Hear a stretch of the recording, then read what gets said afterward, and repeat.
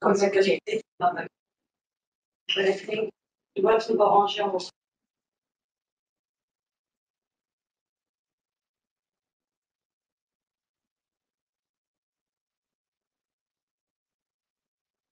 On peut y aller? Oui. Très bien. Eh bien, bonjour à toutes et à tous. Je suis très honorée aujourd'hui d'ouvrir cette journée autour d'un sujet aussi stratégique pour le continent africain. Alors, j'ai envie de vous parler aujourd'hui de trois piliers qui me semblent essentiels et je vous invite à y réfléchir ensemble. D'abord, le cloud, deux, les compétences et trois, la confiance. Et ce, pour bâtir une voie africaine vers une tech responsable. Le cloud, pour moi, c'est un catalyseur de souveraineté, d'innovation et de durabilité. Et aujourd'hui, le cloud n'est plus une option. Je pense qu'on le sait tous. C'est l'infrastructure invisible de toutes nos économies, de nos services publics et de nos innovations.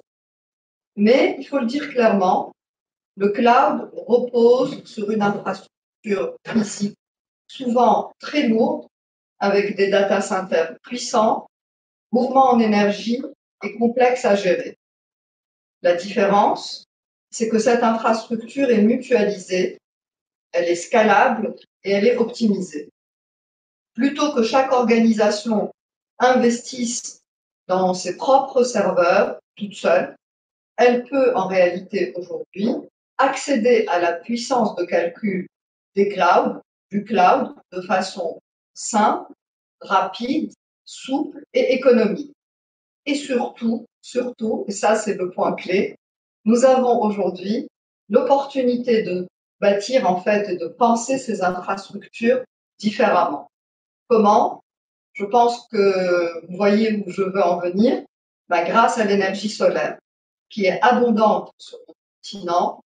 Et finalement, l'Afrique a une vraie carte à jouer pour devenir un modèle de data center durable à faible empreinte carbone, avec un modèle résilient et connecté à ces territoires. Imaginons donc des clouds africains souverains et verts qui servent nos besoins locaux tout en répondant aux exigences mondiales d'éco-responsabilité. Et c'est là que notre avantage peut réellement émerger. En ne copiant pas, mais en inventant un cloud, pensez notre texte avec nos ressources et notre soleil, évidemment. Le deuxième point, souvenez-vous, je vous parlais de trois piliers fondamentaux. Le deuxième pilier fondamental, c'est les compétences en tant que clé de notre indépendance technologique. Aucune infrastructure, aussi performante soit-elle, ne peut porter ses fruits sans les talents pour l'exploiter. Aujourd'hui, notre plus grande richesse sur ce continent, c'est notre jeunesse. Cette jeunesse qui s'illustre par sa créativité, par son inventivité, par son esprit d'entrepreneuriat. Cette jeunesse qui est constamment connectée. Mais encore, trop souvent, elle se forme pour partir et elle reste malheureusement à l'écart des enjeux stratégiques de la technologie. Et donc aujourd'hui, je pense qu'il est temps de changer de paradigme. Comment on peut changer de paradigme? En investissant massivement dans la formation au métier cloud, de la cybersécurité, de la data et l'IA. Deux, en valorisant l'apprentissage tout au long de la vie, et tout au long de la vie tout court et de la vie professionnelle, pour que chaque talent puisse s'adapter et évoluer dans un contexte ou dans un monde qui est en transformation constante. Et dans mes projets d'entrepreneuriat et tout le long de mon parcours professionnel, et aujourd'hui encore plus que jamais, je me suis toujours investie à mettre en place des programmes, des parcours, des projets dans l'éducation numérique, dans la formation, dans l'accompagnement des individus, des collaborateurs et des organisations, parce que je crois en fait profondément à une tech inclusive, professionnalisante et ancrée dans les réalités économiques locales de notre continent aussi. Et parce qu'il n'y a pas en réalité de souveraineté numérique sans souveraineté humaine. Alors pour finir, le troisième pilier fondamental dans cette affaire, c'est la confiance. Et aujourd'hui, on ne peut pas en fait parler de confiance sans mettre en place une fondation autour du tech éthique et durable. La confiance, c'est le ciment qui relie toutes les briques technologiques. Sans confiance, pas d'adoption. Sans adoption, pas d'impact. Et la confiance, c'est quoi? Pour moi, on peut, alors c'est beaucoup de choses, hein, on peut philosopher longtemps, mais moi, j'ai envie de mettre ça autour de trois concepts. D'abord, la cybersécurité, qui ne doit plus être vue ou perçue comme un luxe, mais qui doit être en fait un droit fondamental. La confiance, c'est aussi la protection des données dans le respect de la vie privée et de l'éthique. Et la confiance, c'est aussi une gouvernance transparente, aussi bien dans les entreprises privées que dans les politiques publiques. Et l'Afrique a là aussi une opportunité, a l'opportunité de poser ses propres règles, d'inventer un modèle tech qui soit plus humain, plus sobre et plus juste.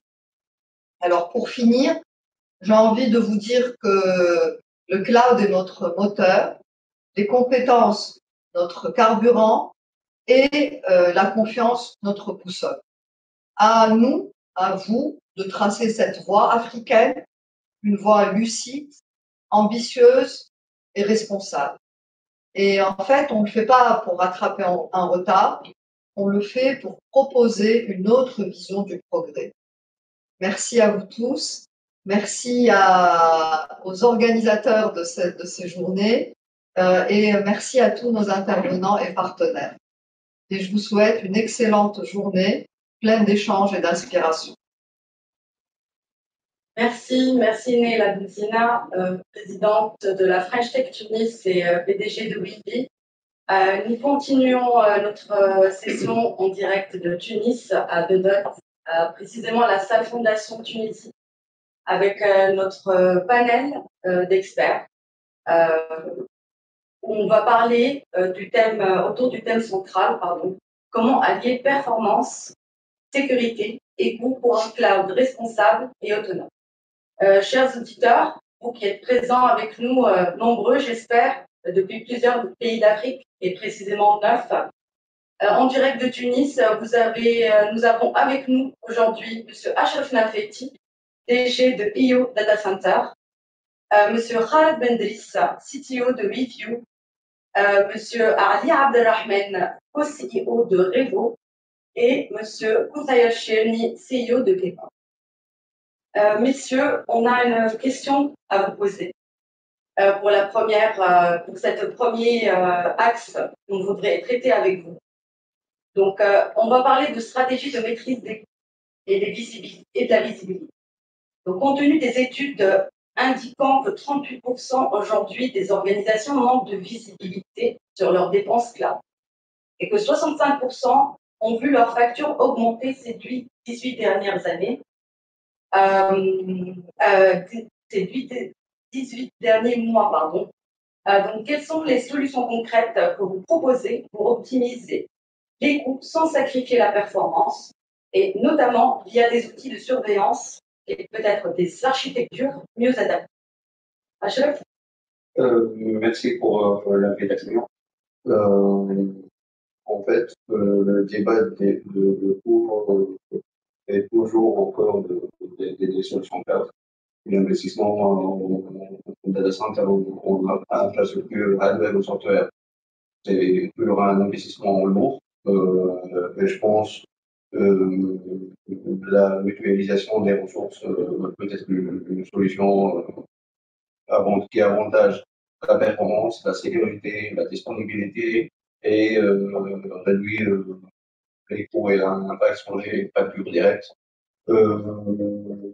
La migration aussi vers des solutions open source peut être aussi un facteur clé pour baisser nos factures. Il y a des études qui parlent et indiquent que l'utilisation des solutions open source peut baisser jusqu'à 60% de nos factures. Il y a aussi l'accès à des partenariats publics, privés, qui peut aider massivement à réduire les factures et encourager les investissements en data center. Le débat de coût aussi vient de notre part de marché comme cloud africain. En Afrique, on a 100 data centers, or que les études indiquent qu'on a besoin de plus que 700. 51% des entreprises africaines utilisent déjà des services de cloud, pas seulement en totalité de leur système d'information. Et ce qui est un peu choquant pour moi, c'est que 2% seulement de data africaine elle est hébergée en Afrique. Donc, le coût il est partagé entre 2% seulement des entreprises africaines et ça aura directement un impact sur, bien sûr, les coûts, mais aussi sur notre capacité à investir et respecter les normes correctement en performance, en termes de sécurité, en termes de cycle de mise à jour et de maintenance de hardware et de software. Donc, je pense que si on booste la confiance on a un cloud africain souverain. Si on met un standard africain au lieu d'un standard tunisien, un standard marocain, un standard sénégal, ça sera beaucoup mieux, beaucoup bénéfique pour nous comme data center ou cloud provider et pour le consommateur et les entreprises parce que ça donne un accès sur un marché beaucoup plus grand. Ça permet des compétences à former leurs besoins en cybersécurité, en réseau, en système, avec des infrastructures beaucoup plus grandes, avec des produits d'investissement beaucoup plus rentables pour les data centers. La question est posée aussi pour Taïché, mais qu'on peut dire à ce sujet? Déjà, merci pour l'invitation. Alors, de mon côté, je vais prendre un axe plutôt orienté vers l'entreprise en elle-même et les concepts de FinOps dans les clouds. En fait, il faut comprendre qu'il y a deux axes qui chiffrent, ou trois axes qui chiffrent énormément.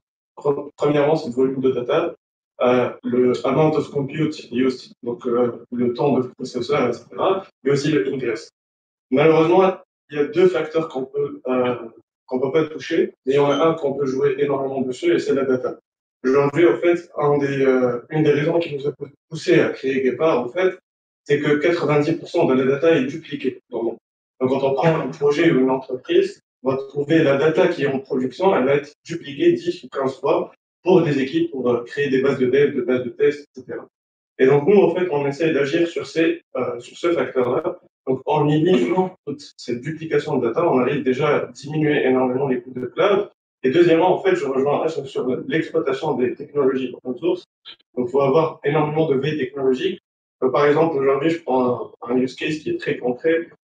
Pour les utilisateurs de Snowflake, par exemple, on a vu diminuer des coûts de 800K par an vers 200K par an juste par l'exploitation de DevZip. Donc, c'est des technologies qui sont assez récentes, qui sont plus rapides et qui sont moins coûteuses parce que ça performe beaucoup plus rapidement des queries, mais aussi ça consomme beaucoup moins de compute. Et donc, il faut premièrement avoir une veille assez solide technologiquement pour exploiter les nouvelles technologies et ainsi diminuer les coûts. Mais aussi, il faut toujours prendre conscience que l'architecture basique de prod, dev, test, QA, staging, etc., c'est la même depuis 1962. Et donc là, aujourd'hui, on arrive à créer des branches, on arrive à créer des bases virtuelles pour exploiter de la data et donc notamment diminuer les coûts en infra. Merci. Voilà, c'est hyper enrichissant de connaître ces chiffres-là. Merci, Chine. On passe à la deuxième question, un axe qui nous est important aussi au niveau de la sécurité. Sirha et l'intégration de la sécurité et réduction des risques. On va parler un peu aussi, on va switcher sur ce sujet qui est assez important dans notre contexte aujourd'hui.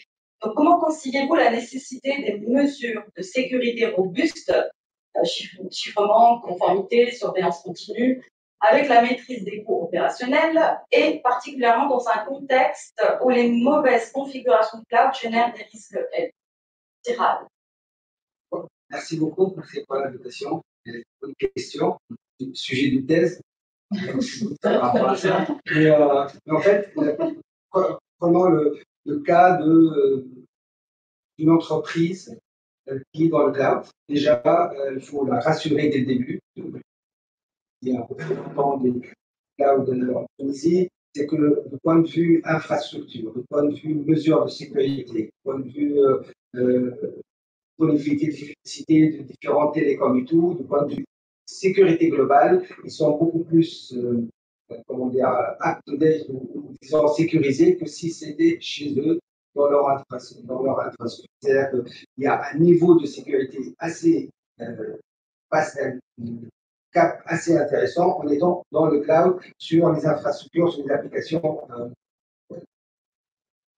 comment dire, critiques, si vous voulez. Là, ça, c'est un élément qu'il faut démystifier. Un provider cloud va avoir à sa disposition une équipe de sécurité mutualisée sur plusieurs, bien sûr, hein, parce que c'est mutualisé sur plusieurs projets, et qu'une entreprise petite ou grande n'aurait jamais la possibilité d'avoir. Donc ça, c'est un constat sur lequel on va bâtir.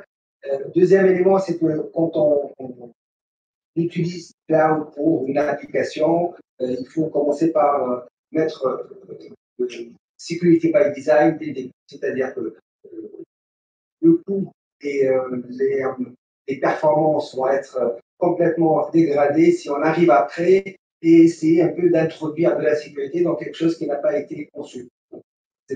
Cette notion de security by design est très très importante. Un autre élément, c'est tout ce qui est optimisation par rapport à l'architecture elle-même. C'est-à-dire certains éléments peuvent être mis de certaines façons, que ce soit avec des zones démilitarisées ou des sécurisations de l'API, des API et autres, doit être pensé dès le début pour qu'on tire le maximum de performance. Bien sûr, là, il y a deux éléments importants avant de passer en prod, faire des tests de perf et des tests de performance et des tests de sécurité et les faire régulièrement, même dans une chaîne DevOps. Donc, cette mesure de sécurité est importante.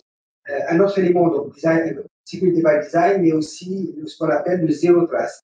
Alors, les providers, eux, ils vont avoir cette notion de zero trust dans leur infrastructure, ainsi de suite. Mais lorsque vous faites une application, pareil, dès le début, on conçoit que les éléments accessibles doivent avoir une granularité assez fine pour atteindre la sécurité sans trop mettre de couches de vérification derrière. Donc ça, c'est des éléments un peu importants par rapport à ça. C'est-à-dire que dans le cloud, il y a une division des rôles. Il y a l'infrastructure et tout ce qui est autour des firewalls et tout ça, c'est le provider qui fournit. Et c'est pour cela qu'on est en train de l'utiliser avec moyennant finance. Mais l'autre partie, qui est la partie principale, c'est le cœur de l'application, c'est à l'entreprise de le penser dès le début en termes de sécurité et performance. Voilà. Donc ça, il faut savoir qu'il y a une division de rôles et à la fin, si on les voit bien conçus dès le début, ça ne va pas avoir un grand changement entre le faire en interne ou l'entreprise. C'est-à-dire oublier que nous avons un rôle du point de vue sécurité et que dire tout est chez le provider, ça peut poser des risques. Ali, on passe à cette question, mais avec une couche IA.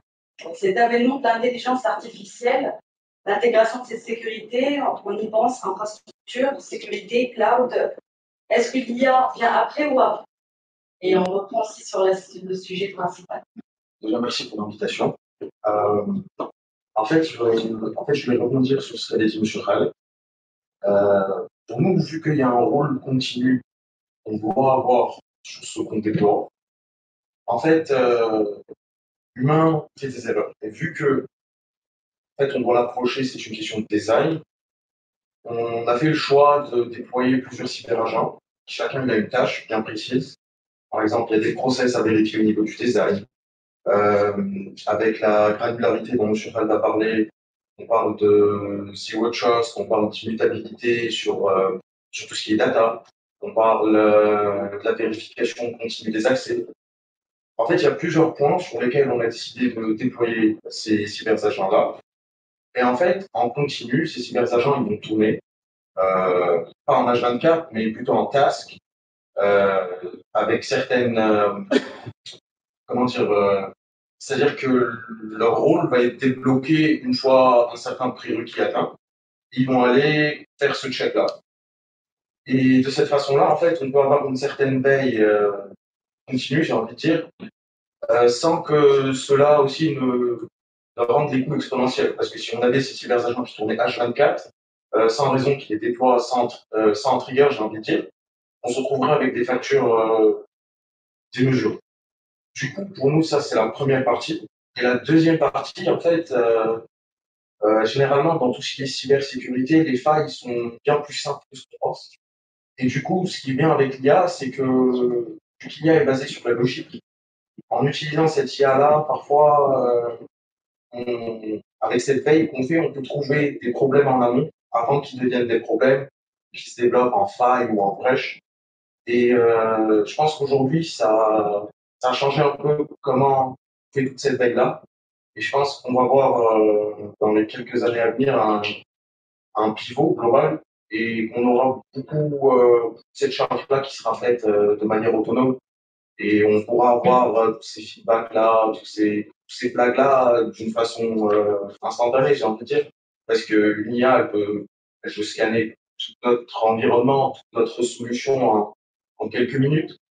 Alors que c'est quelque chose qui nous prendrait beaucoup de ressources humaines, beaucoup de temps. Et c'est difficile aujourd'hui pour les entreprises de le faire de manière continue. Bien. On revient à une question qui réunit un peu notre thème principal aujourd'hui, autour de l'équilibre, comment allier cette performance et autonomie grâce à l'IA et responsabilité environnementale. On peut pas aujourd'hui, on doit aujourd'hui mettre sur toutes les composantes et en transverse de toute notre activité, que ce soit en serveur, en infrastructure, en cloud, etc. Donc la question serait, face à cette évolution bien sûr constante des charges de travail, on en a parlé principalement aujourd'hui depuis même la keynote de Mme Leila Bensina. Quelle méthodologie, comment l'adaptation dynamique des ressources on préconise pour garantir à la fois une performance optimale, une autonomie du cloud et une réduction de l'empreinte carbone, tout en évitant la surprovisionnement. Ashraf, qu'est-ce qu'on peut dire par rapport à ça? Le cloud, déjà, par définition, réalise assez à l'inflation. Donc, il limite déjà l'utilisation des ressources. On met à disposition pratiquement une seule HDD et software à la disposition de plusieurs clients qui limite déjà l'utilisation de l'énergie, du espace, des clim, etc. Et ça améliore l'empreinte carbone, l'impact, même en termes de déchets. Aussi, il y a la création d'un modèle d'être responsable, de migrer vers des énergies vertes. En interne, on a lancé les premières installations photovoltaïques au cours de l'année Et on a défini le target, ce sera de basculer 30% de notre consommation énergétique d'ici 2027. Ce sera de l'énergie verte, ce sera de l'énergie solaire. Ça améliore notre empreinte carbone, ça baisse notre dépendance aux consommations énergétiques, mais aussi ça implique des gains en gros que l'utilisateur, le consommateur d'air va bénéficier et on pense que ça va donner de l'espace pour créer d'autres projets, pour migrer d'autres bouts d'infrastructures qu'on n'a pas actuellement en place. J'ai parlé tout à l'heure que c'est vrai, c'est qu'en fonction des entreprises africaines ont déjà migré un bon rôle la totalité de leur système d'information cloud, mais les n'oubliez pas qu'il y aura une augmentation de 20% pour atteindre les 70% d'ici 2 ans en termes d'utilisation de cloud. Par contre, il y a des freins de coût, il y a aussi des freins de la cybersécurité, ils en parlaient déjà. Il y a 40% des dirigeants africains pensent que la cybersécurité est un frein majeur vers la migration. Et si on arrive ensemble à créer une infrastructure responsable, disponible et performante, je pense qu'on peut améliorer ces chiffres, qu'on peut récupérer d'autres data de l'Europe, de l'Amérique vers l'Afrique, et on peut ensemble créer un hub de cloud responsable ou de cloud vert. Et on a tout le nécessaire pour le faire, on a sauvé, on a les compétences et on a les data centers qui peuvent augmenter en capacité d'hébergement assez rapide. Merci Achraf, merci pour ce témoignage très instructif et ça nous donne vraiment une lumière et un éclairage sur les capacités qu'on a aujourd'hui au niveau de cette infrastructure. Équilibre, performance, autonomie, qu'est-ce qu'on peut dire, Taher? Je pense que là, je vais déjà donner une très belle image parce que je pense que personnellement, la Tunisie, c'est un endroit assez stratégique pour vraiment devenir un hub pour les data centers, non seulement en Afrique, mais aussi pour l'Europe.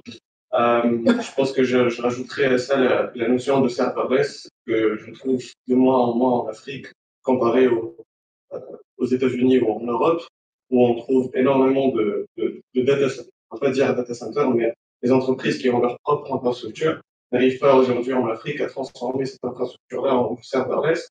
Et le serverless, en fait, c'est ce qui fait que on arrive à détecter au fait les queries ou le compute et on essaye au fait d'allumer les serveurs que quand c'est nécessaire. Et du coup, ça, au fait, ça génère énormément d'économies, non seulement en coût, mais aussi en énergie. Et au fait, ça diminue derrière l'empreinte carbone des entreprises, et ainsi de suite. Et ça, je trouve que cette transition-là, il faut accompagner un peu plus les entreprises, soit à migrer vers des clouds et responsables, soit directement à les aider à transformer leurs propres infrastructures en du serverless. Et de là, en fait, on arrivera à générer un peu plus de stabilité. Une intégration IA dans tout ce process, il y a une anticipation, une prédiction, un départ. Alors nous, là, en ce moment, c'est un peu tôt, mais on est en train de faire une recherche avec l'Université de Berkeley sur un proxy avec le VPF qui va nous aider au fait à déterminer l'instant T où il faut vraiment allumer un processeur pour gérer une requête et l'instant T où il faut mettre en pause ce processeur-là. Ça sera du machine learning, ce ne sera pas de l'IA, mais je rejoins sur les agents IA qui vont vraiment transformer pas mal de trucs, notamment sur la bonne gestion des ressources infrastructures. Khaled, c'est Khaled. Équilibre performance, surtout cette autonomie avec l'IA qui viendrait ramener cette composante. Est-ce que la cybersécurité, la conformité sécurité serait concernée sur un avenir plus autonome? Alors, pour revenir un peu à cette notion d'équilibre et la sécurité et tout. Premier élément, il faut être au courant, aware. C'est-à-dire qu'il faut observer. Pour observer, il faut mesurer et ce qui n'est pas mesurable n'existe pas en fait. Tout à l'heure, on a parlé au FinOps, c'est faire des opérations. Aujourd'hui, on parle DevOps, DevSecOps et tout. Et donc, tout ça, le coût n'est pas vraiment un sujet parce que c'est des techniciens qui vont s'amuser à faire beaucoup de choses automatiquement. En intégrant dans la chaîne la notion de coût, en l'observant, ça nous permet de l'optimiser. On découvre deux phénomènes. Un phénomène, c'est le premier, c'est que des fois, des machines redondantes restent allumées alors qu'il n'y a pas besoin. Donc ça, on peut l'observer. Mais aussi, il y a un autre phénomène qui est dû un peu, c'est la partie, ce qu'on appelle le shadow IT, et des équipes qui vont faire dans leur coin des choses qu'ils vont utiliser parce qu'ils ont accès à ces éléments-là. Il ne faut pas les arrêter parce que c'est là où il y a de l'innovation, mais il faut être au courant que ça se passe. Donc, avoir une visibilité globale. Je pense que les équipes, tout à l'heure, on parlait un peu de pupitre pour regarder ce qui se passe. J'ai une infrastructure et j'ai une visibilité totale par rapport à ça. Ça me permet après d'optimiser, de dire, voilà, pourquoi ne pas faire telle ou telle chose pour opérer. Donc, on a intégré de la télémétrie dès le début, même dans les applications qu'on développe. Donc, vraiment, nos applications doivent faire sortir des logs de mesures, et ainsi de suite, les optimiser pour pouvoir opérer. Ça, c'est un élément fondamental. Et à partir du moment-là, on commence à parler d'équilibre. Parce que prévoir la taille minimale ou la taille optimale pour le cloud dont j'ai besoin pour une entreprise, c'est un exercice assez difficile si on n'a pas fait l'exercice lui-même. Il faut faire l'exercice en observant pour pouvoir après le dimensionner. Ça, c'est un élément important. Maintenant, il y a la notion de sécurité qui rejoint exactement la même chose, c'est-à-dire, du point de vue sécurité, ajouter des couches dès le début et observer, ça ne va pas ajouter un coût supplémentaire, entre guillemets, après, parce que c'est quelque chose de nécessaire pour fonctionner. Aujourd'hui, la problématique principale de la sécurité n'est pas les attaques.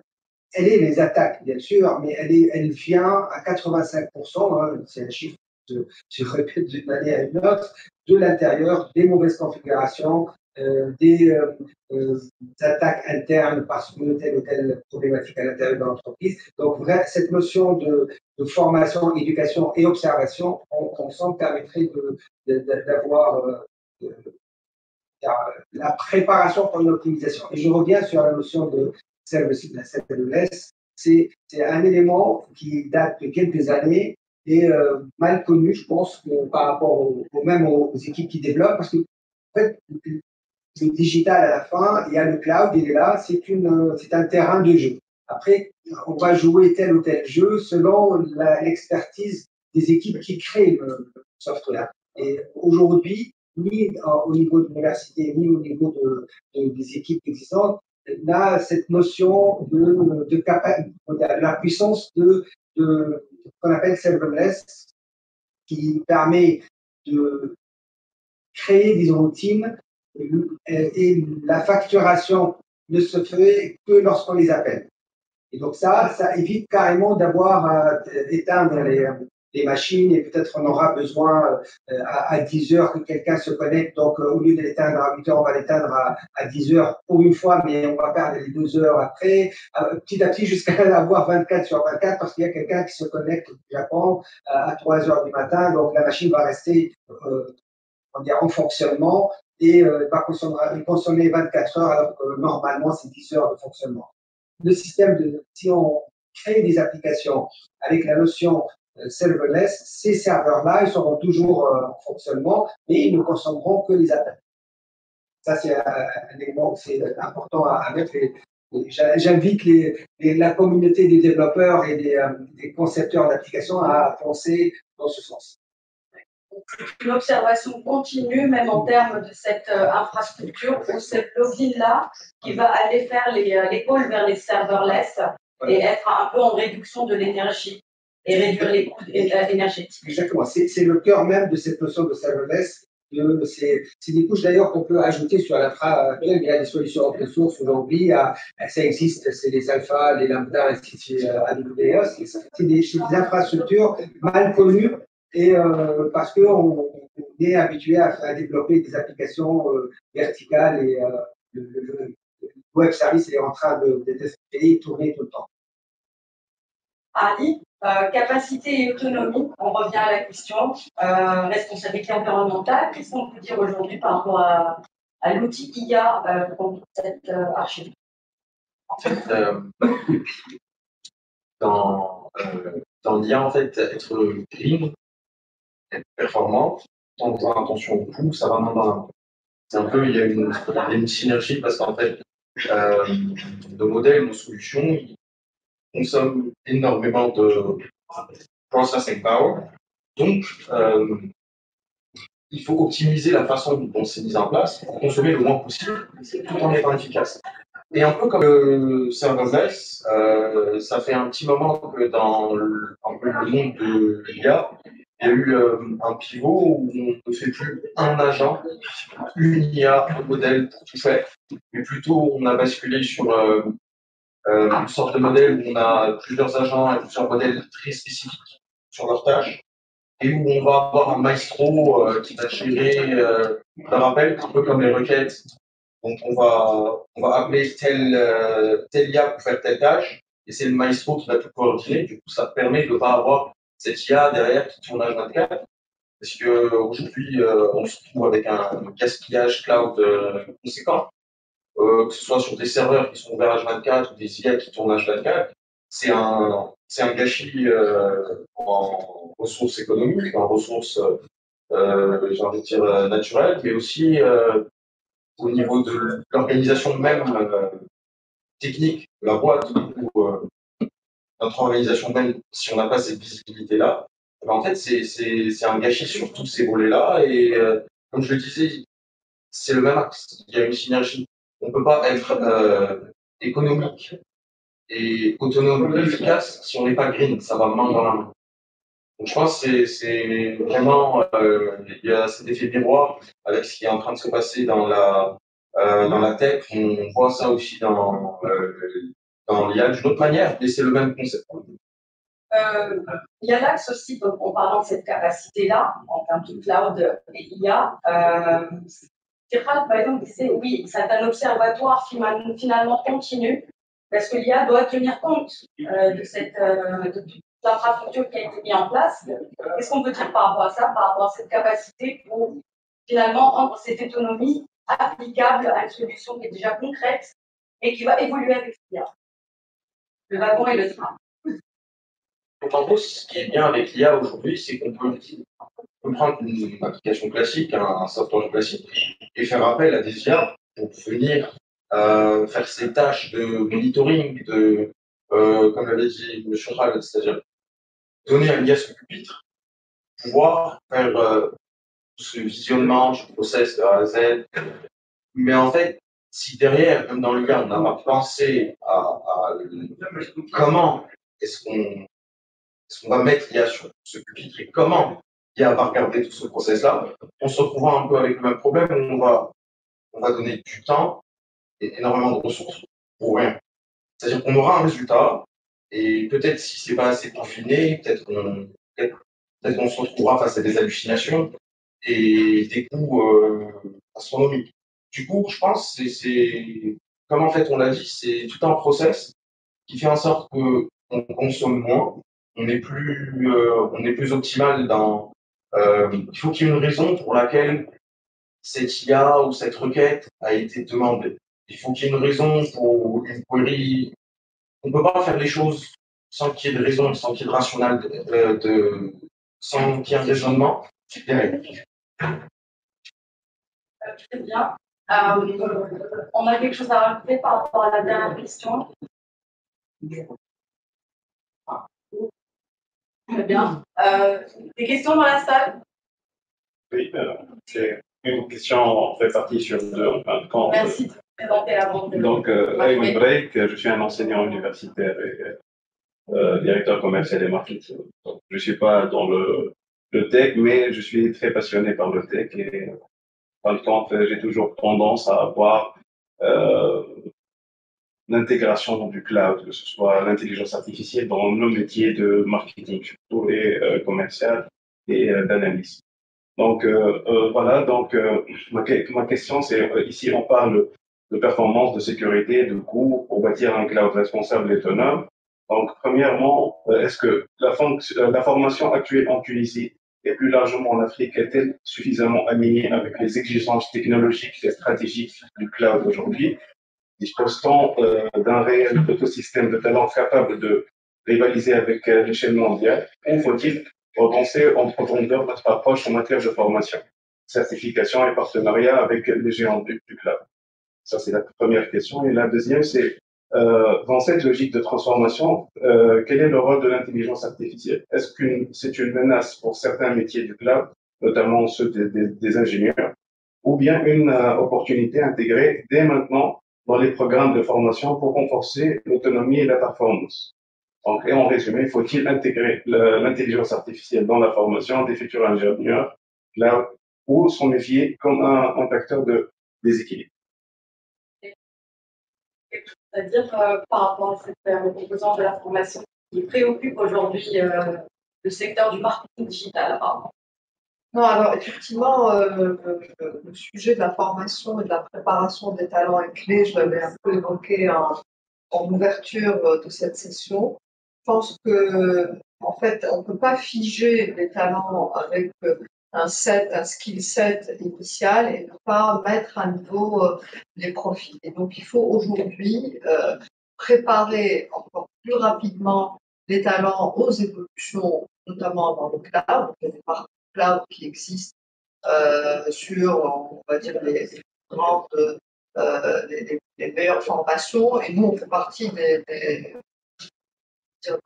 des solutions pour ça, parce qu'on apporte des parcours de formation basés sur une plateforme qui permet en fait de s'exercer, de pratiquer, d'avoir du contenu, d'échanger, de faire du learning, mais aussi d'apprendre par la pratique, d'avoir des exercices d'auto-coaching, etc. Donc on a mis en place des parcours cloud et les parcours cloud, encore une fois, ne sont pas figés, ils doivent être mis à jour régulièrement parce qu'effectivement, c'est en constante évolution. Et intégrer l'intelligence artificielle dans tout ça et faire le lien, c'est clé. Je pense que ça a déjà été évoqué par nos intervenants. C'est aujourd'hui incontournable, hein, sinon on est dépassé.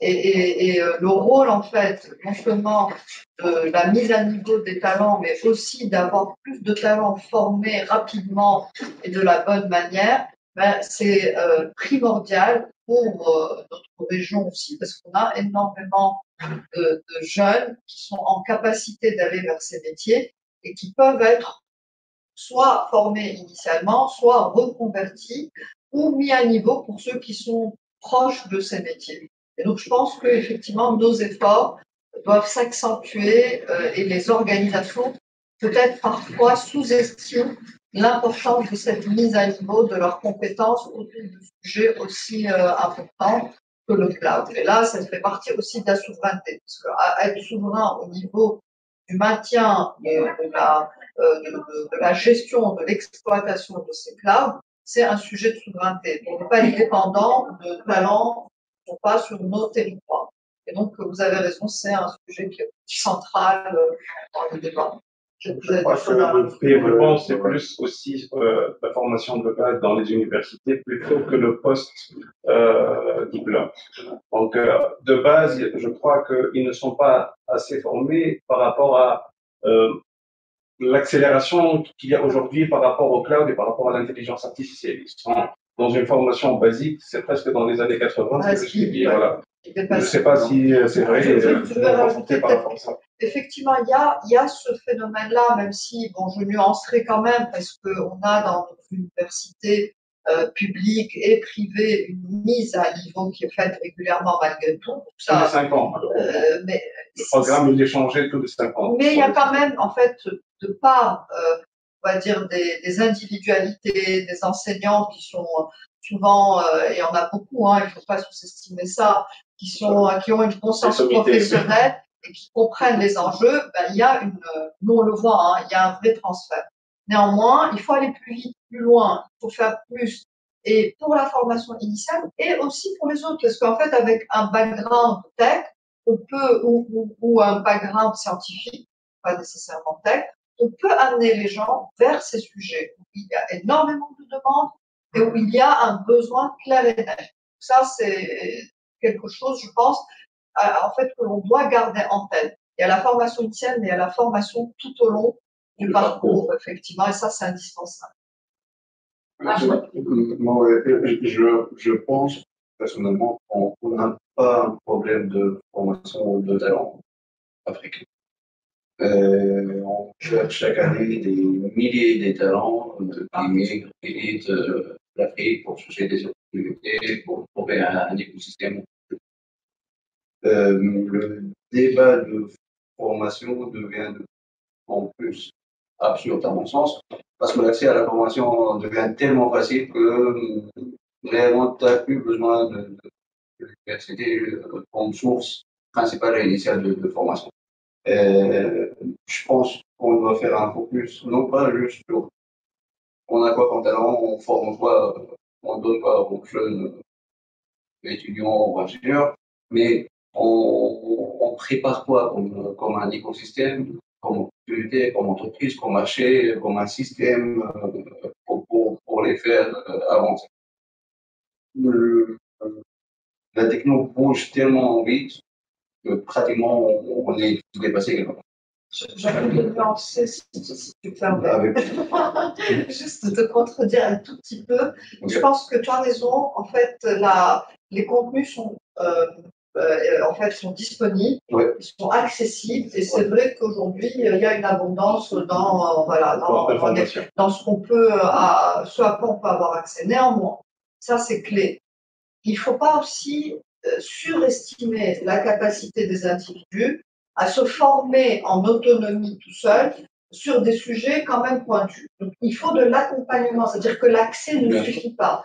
Il faut des parcours bien pensés pour faire en sorte en fait que les apprenants soient suivis, qu'on vérifie bien leurs acquisitions tout au long du parcours, qu'on s'assure que les notions clés soient bien ancrées, pour pas qu'il y ait un côté brouillon dans la formation. Et on a tendance à se dire oui, mais c'est facile, je vais avoir un truc, un petit banni, je vais y aller, et c'est bon.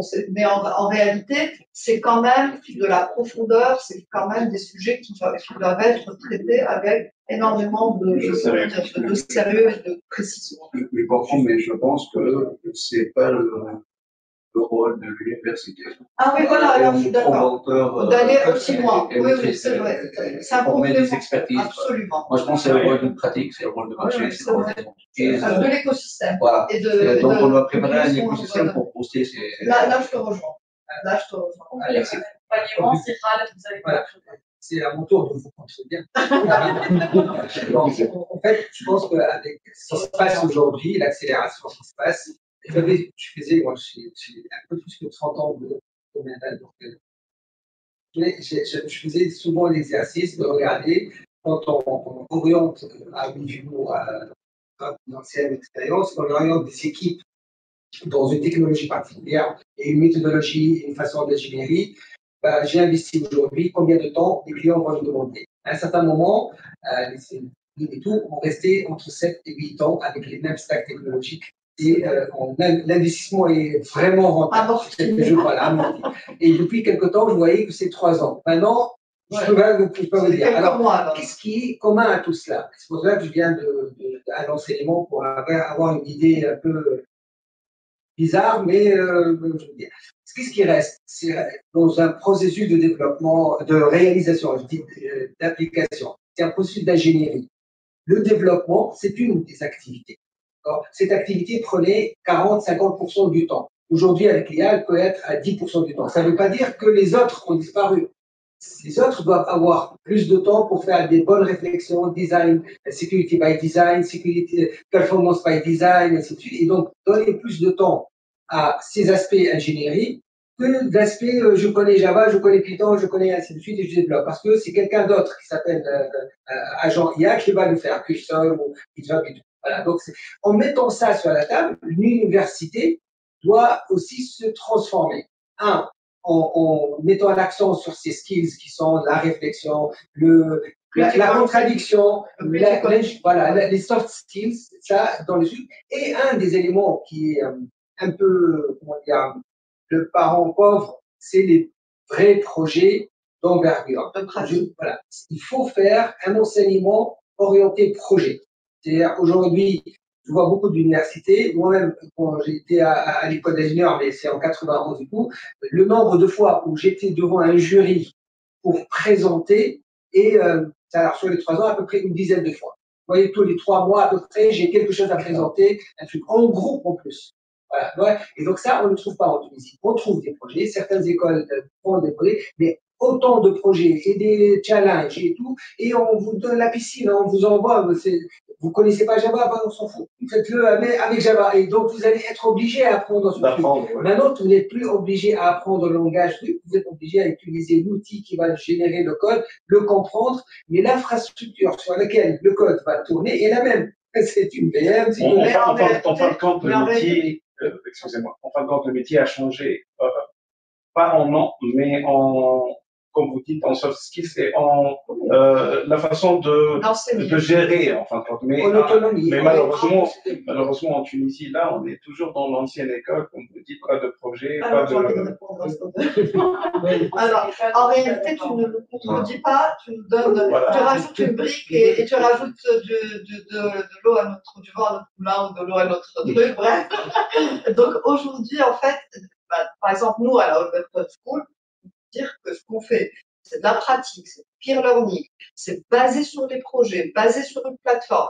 Les étudiants, en fait, apprennent et pratiquent au quotidien. Et il est vrai que toutes les autres compétences de communication, d'esprit critique, d'échange, de savoir présenter un projet sont mises au centre. Parce que le fait qu'on soit en peer learning nous oblige à apprendre à travailler en équipe. Le fait que tous les jours, on soit obligé de présenter notre projet ou nos développements et ils sont pris au hasard, ça les oblige aussi à apprendre à défendre ce qu'ils sont en train de faire. Et du coup, ça les met au cœur de quelque chose qui est dit que l'IA aujourd'hui est aussi en train de comprendre. Après, l'IA, c'est vrai qu'elle va, à mon sens, elle va alléger, mais pas totalement enlever ces parties-là de nos métiers. Et pour mieux comprendre et pour mieux réaliser ce qu'on a à faire, en fait, c'est pas de tout laisser à l'IA, mais c'est de la maîtriser encore plus. Donc, contrairement à ce qu'on pense, ça demande une expertise plus forte. Parce que dompter l'IA et comprendre ce qu'elle est en train de faire, il faut être encore plus fort qu'elle. C'est ça. Et pour se délester des tâches, la dompter, se délester des sujets qu'elle peut faire, mais en maîtrisant. Que quand elle dit un peu n'importe quoi, et ce qui lui arrive très souvent, on puisse corriger le tir et pas se s'y fier aveuglément. Voilà, tomber dans un piège de copier-coller. Exactement, bravo, pas tomber dans le piège du copier-coller. En fait, pour revenir au tout début dans votre question par rapport à mon formation, en fait, on peut pas.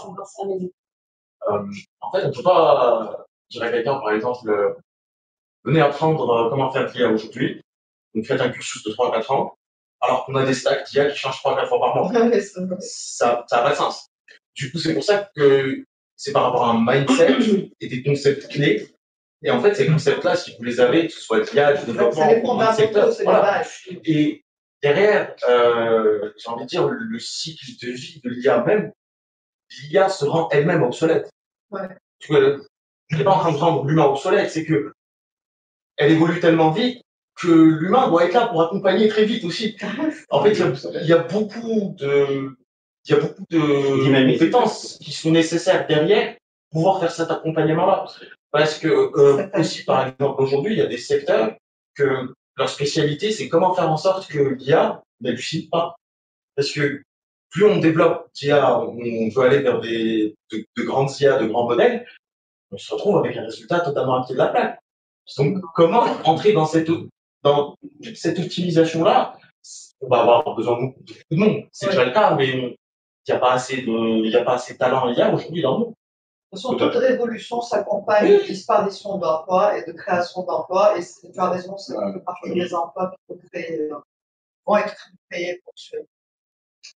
Bon, bah, je pense qu'on a... Très bien.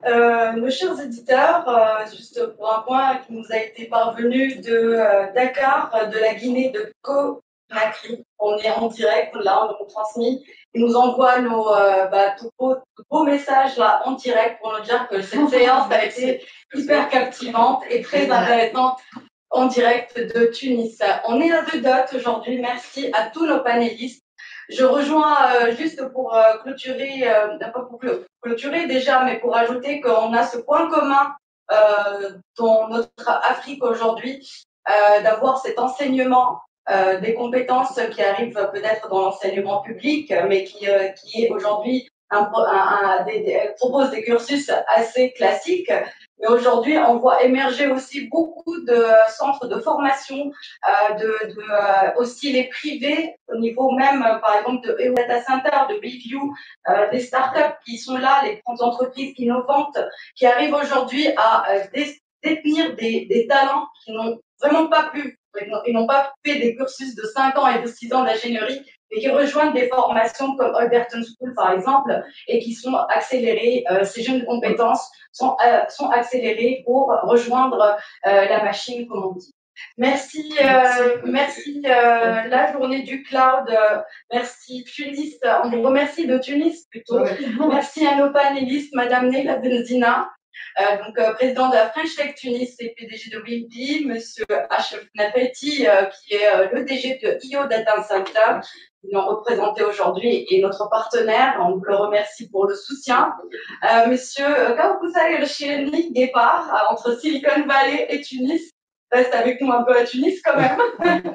Khaled Bendris, le CTO de Biview, et qui bientôt va nous annoncer quand même qu'il y aura une start-up, une entreprise technologique qui va aller dans la cybersécurité et IA. Et notre solution, Ali Abdelrahman, qui a été la casquette IA aujourd'hui à l'échelle africaine, peut-être, pour Revo LLC, Ali Abdelrahman. Merci tout le monde, merci à nos chers auditeurs de part et d'autre de l'Afrique. Mohamedou qui nous a accompagnés comme facilitateur et il nous a assisté techniquement sur cette session.